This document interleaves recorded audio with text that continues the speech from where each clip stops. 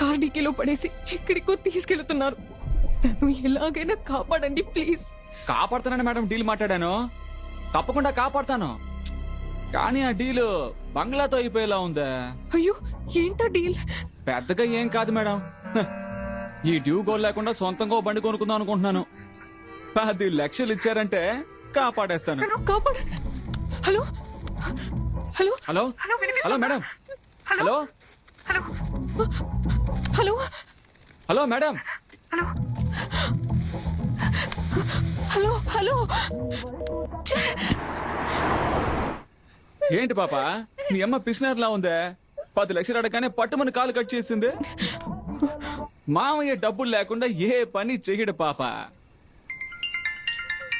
Hello hello hello madam, ఒకటి ఇస్తానని చెప్పండి, లేదు ఇవ్వను అని చెప్పండి.